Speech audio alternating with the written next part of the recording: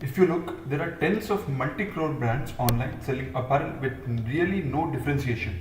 Every person from their home is starting a new apparel brand. But then, only a few handful of brands actually attain scale via Facebook ads, and most attain via Facebook ads. But how do they do that? We'll get into nitty-gritties and the insights in this video. Exactly what's going on that makes a brand successful with Facebook ads and the other brand not successful. So they are mostly selling via Facebook ads, but profitably they are selling it. But then you hear FB ads for apparel is very competitive in nature. Yeah, it is, because everyone can start it. It's competitive if you don't know the rules and the insights. That is what I'll be sharing in this video. Exactly what's going on. We have worked with multiple apparel brands, grown them from 0 to 7 figures, starting with zero revenue. Everything has been both via Google, Facebook, everything. This has been accomplished. So we know, we understand what actually makes a brand succeed and get to a scale which most people are never able to. So first, today's agenda: 3 elements of success with apparel brands: prerequisites, community, returns, website optimization, and creatives, the most important part, and the campaign structure, reporting. We'll cover each and every detail, so stay till the end.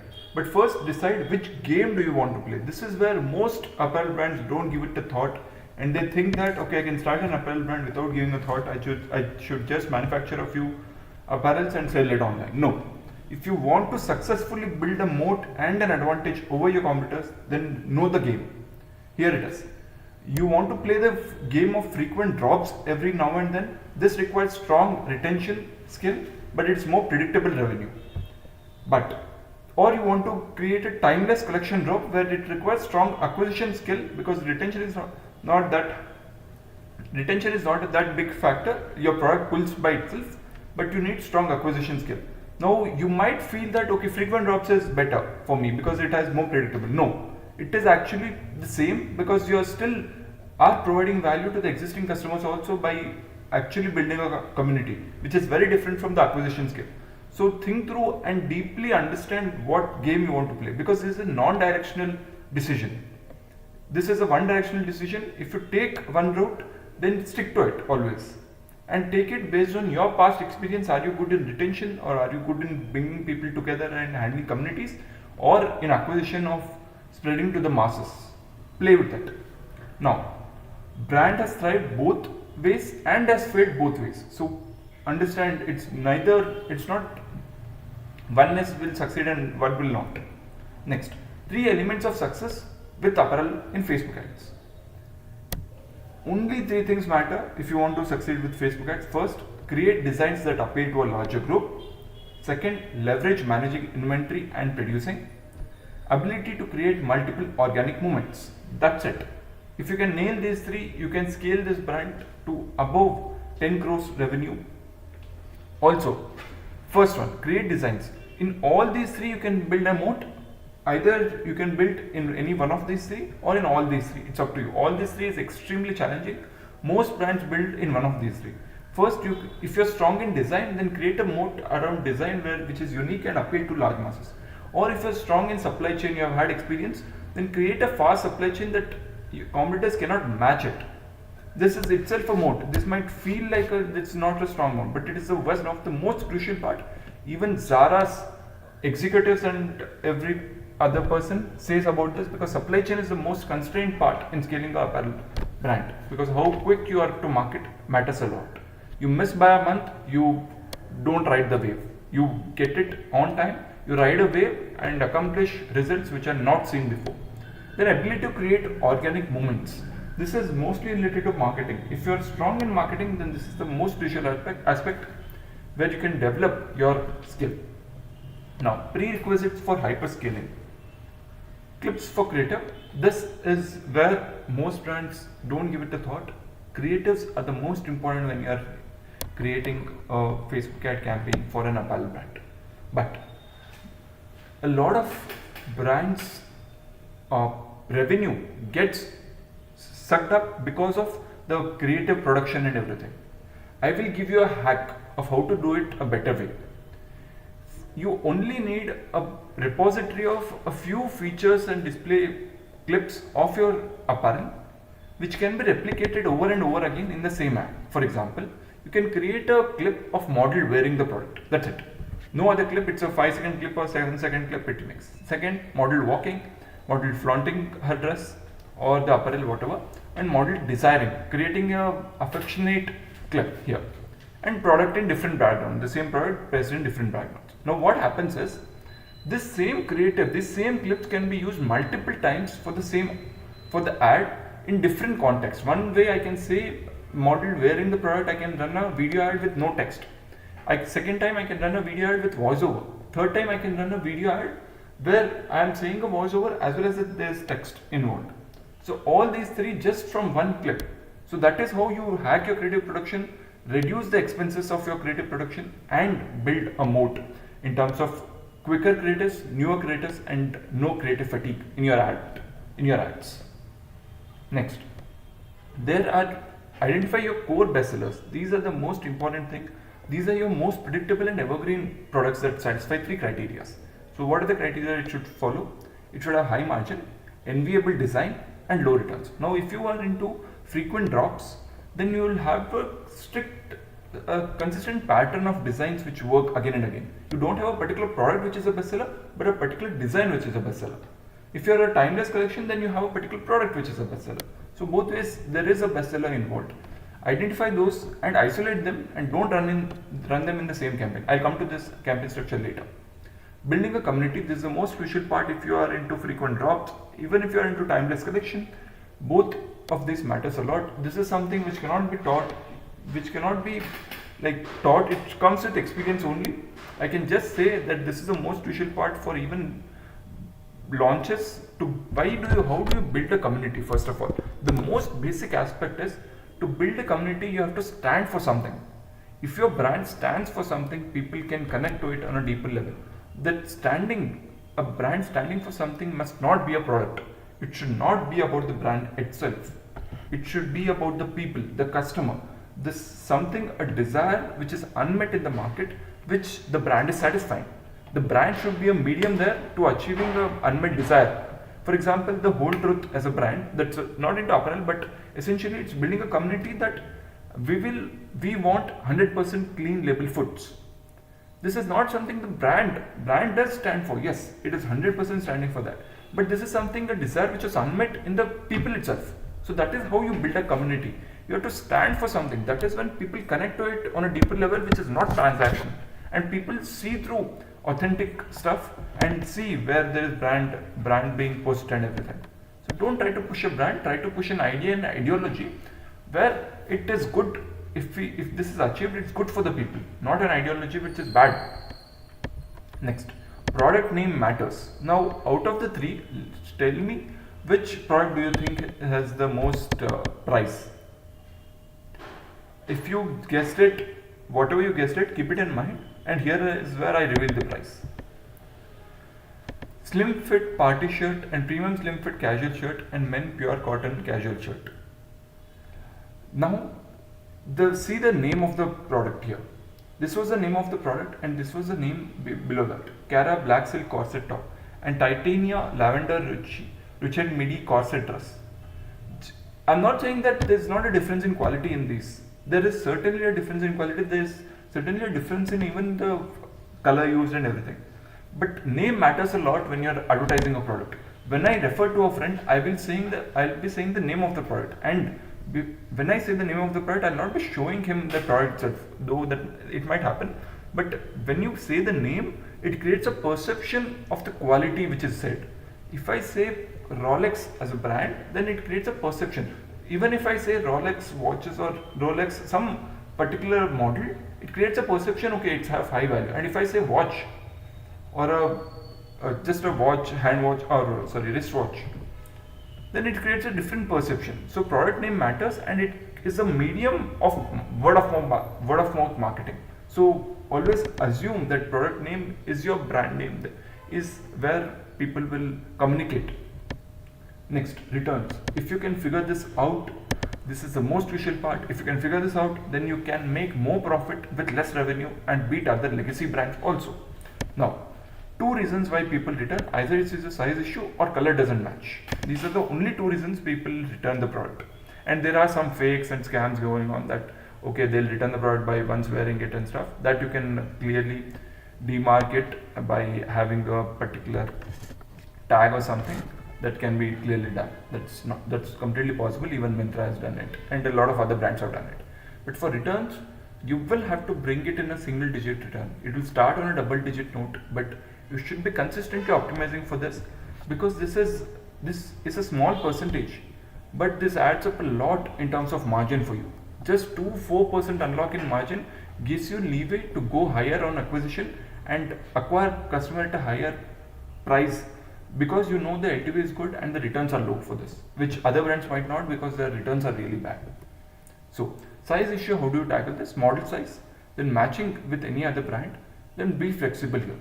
Give them the stroke rate. Okay, I'll get through all these, each one. Model size, in the image, product image itself, product page itself, whatever model you're using, mention their size being used in the apparel, the size they are wearing, their weight, their height, then their wrist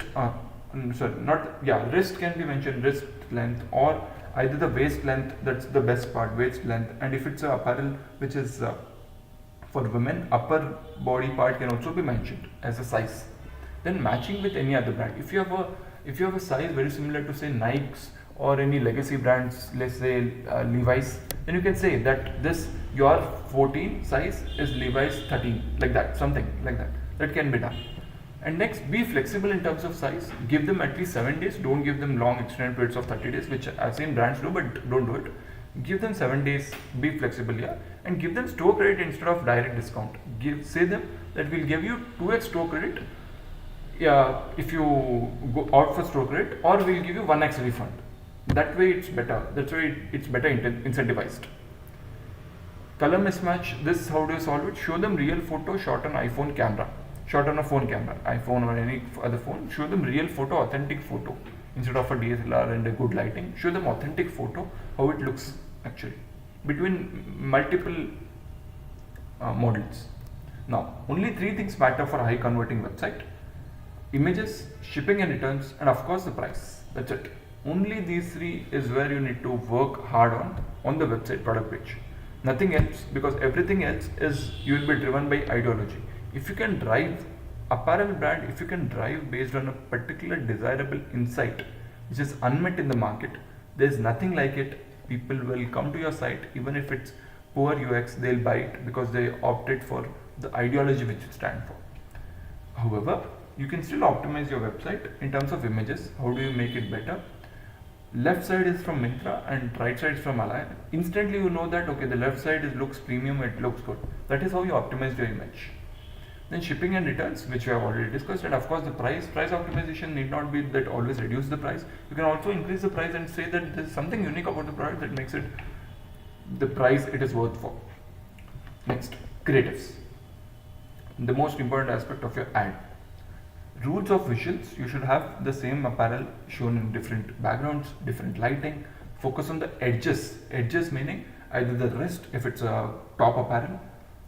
If it's a bottom apparel, always focus on the lower back, then on the ankle side of it, and on the thighs. These are where people mostly focus on when they are buying it, because this is where they reveals the body curves of any person, and people are mostly have inferiority complex around these regions only. And this also grabs attention because this is where people focus on, and not many brands use it in image. Next, lower back. Then minimal text. Have minimal text, because apparel is all about design, color. Have minimal text. Text should also just vibrate the tone or the vibe what the apparel is about. It's inspiring. Is it a desiring apparel, or is it around vibe? A particular vibe should be maintained. For example, I can say that this red corset is more of into a party vibe, or it's a flaring vibe where it's about flames and it's about fire within that's burning, like that. So that is where you need to keep the text to minimum. Now the campaign structure, always follow 3 rules. KISS, which is keep it super simple structure, don't complicate it. 2 to 3 BAU campaigns, this is business as usual campaigns for your bestsellers. So you point out 2 to 3 bestsellers, In that, for each bestseller, a single campaign is already assigned. There you will be testing creators, targeting, everything. You'll even be scaling, because I don't think you need a separate campaign for scaling that. You can just increase the budget within the same campaign. Next, new drops campaign. This is a separate campaign where you will be dropping, where you will be having creators just for your new drops. Even if your timeless collections, even then this campaign is essential. Then catalog campaign. This might be your best ad by far in your catalog. So make sure you have good images, because catalogs are often indexed, the images used are often indexed from your website itself. You can also use tools like Socio, which enhances your catalog ads, but this is at a different scale. Don't start to use it at a smaller scale. Look at it after 7 figures per month scale, because below that I don't think you need it. You can just optimize it based on basic Facebook ad tools and images being high quality within your website, because website images will be used in your catalog. Now coming to reporting, high correlation of product selling if it matches season colors. Only 3 rules you need. Once again, you should have high correlation of product that is selling if it matches season colors. If, for example, if it's a haldi and you have apparel related to yellow, then it should be that your catalog ads are actually spending their money on yellow related apparel, because that is what sells. And always export a report where you have from Facebook the product ID and the amount spent. Always match it to whatever the creators, whatever sales are on the website. For example, you see that there is a particular corset collection which is selling the most, but if you see on Facebook, that's not being promoted heavily. So that is how you need to optimize whenever you're optimizing your campaign. You download the report of product ID and the amount spent for each product ID. I am saying about per SKU level. Even size can be considered one SKU. And then match it to exactly Shopify sales of each product. Which do you think has a high correlation? If amount spent does not match the high ROI, then exclude that product or optimize that product with a better image, with a better price, anything like that. And optimize for products with good margins, low returns, and fast selling in that report whenever you're downloading. Then factor in returns for products. Don't just concentrate on the volume and the value. Concentrate on returns, because returns can hit badly, because a 10% return for a 5,000 rupee product is bad, whereas a 5% return on a 3,000 rupee product is better. That's how you can think about it. Then bottom boxing. This is a very different rule, wherein every 6 months you download the data of whatever products have been sold, and cut down the last 10% of it. No matter what the volume is, no matter what the value is, just cut down the products which are into bottom 10%. Or if you are very strict, no, I don't want to cut out, then give them 2 weeks time, set a goal, okay, I want to achieve, or give them 4 weeks time, set a goal that I want to achieve this number of sales, or I'll be removing this product entirely. This will be the single most important thing you will be doing whenever you're optimizing your inventory, and this will have left you with a lot less headache because of this bottom boxing technique. Then contribution dollars, the only metric that you should be focusing on is contribution margin, which is contribution dollars after returns. That's the only metric you're optimizing for. That's it. What's not covered in this, community creation and influencer collaboration has not been covered. That's a big part of apparel brands. If you want a video around this, let me know down below in the comments. Next, the sum up part, what we have discussed. Your scale will depend on your ability to design inventory and create organic movements in that order. Follow the keep it super simple structure, and crack returns, and you take home more profit even at lower revenue. This is up for my time. I appreciate you watching the whole video. Let me know any thoughts you had about the flow of the video, about the content covered. It was good, it was bad, it can be improved. I would love your feedback. Thank you very much.